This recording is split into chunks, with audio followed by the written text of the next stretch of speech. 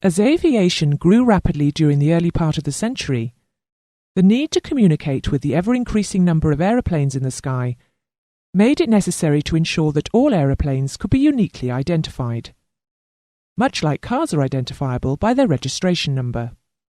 Therefore, as early as 1919 at the Paris Convention, delegates decided that all aircraft were to be registered, and that each aircraft was to display its registration mark. Annex 7 to the Chicago Convention covers this requirement in more detail and specifies the standards for registration and registration marks. Authorities may exempt an aircraft from registration in certain circumstances.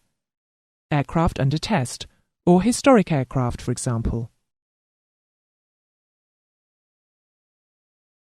The table here illustrates the different classifications of aircraft and is used to determine where nationality marks and registration marks are displayed on aircraft. Although it is not necessary to remember this table, it would be useful to gain an appreciation of the first few major classifications shown to the left-hand side of the table. When you have finished looking through this information, click the forward flashing arrow in the bottom right-hand side to continue.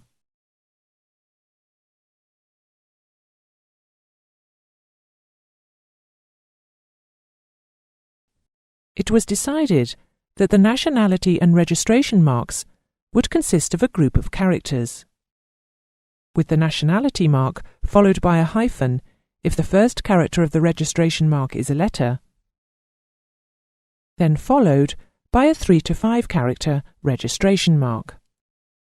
The nationality mark is selected from the series of nationality symbols included in the radio call signs, allocated to the state of registry by the International Telecommunications Union. This code is notified to ICAO and may consist of letters, numbers, or both.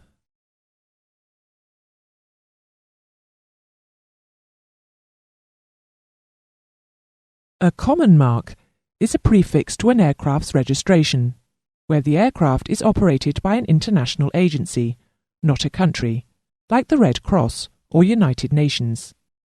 If this is the case, an establishing nation will assume the responsibility as the state of registry. This mark is assigned by the ICAO. A good example is the common mark 4YB, assigned to aircraft of the Arab Air Cargo, run by Jordan and Iraq. The state of Jordan assumes state of registry.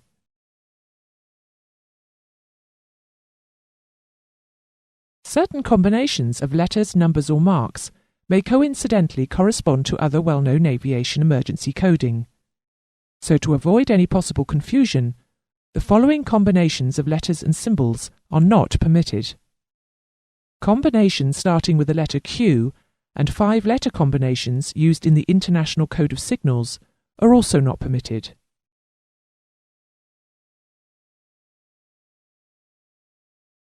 The Certificate of Registration is an official document certifying that the state of registry has registered the aircraft. It will always detail the nationality or common mark, the registration mark, the manufacturer's designation of the aircraft, the serial number of the aircraft, the name and address of the owner, a certificate stating that the aircraft has been entered on the register of the state, the dated signature of the registering officer. The certificate is to be carried in the aircraft at all times.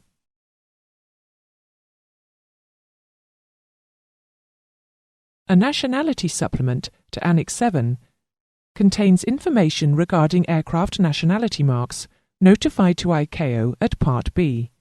These are listed alphabetically by state and by marks. Part A of the document registers the differences that have been notified to ICAO by contracting states. Each state is required to notify ICAO if differences exist, no differences exist, no information has been received. Notified differences are listed by state in the final part of the annex. States are also required to list these differences in their own air information publication documents.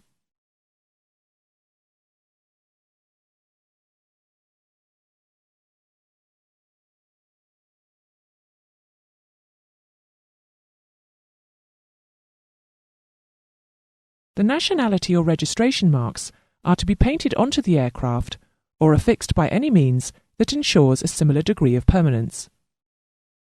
The marks shall be kept clean and visible at all times. The required markings are to appear on the lower surfaces of the wing, the fuselage between the wings and the tail, or on the upper half of the tail surface. As you can see, this aircraft has positioned its vertical tail marks incorrectly. The markings on the wings are to be at least 50 centimetres high, and on the fuselage and vertical surfaces, 30 centimetres high. This completes the lesson on aircraft registration markings. You should now understand why aircraft need to be registered, how aircraft are registered and what the registration mark means, which registration marks are not suitable, and where the registration mark is to be displayed on aircraft.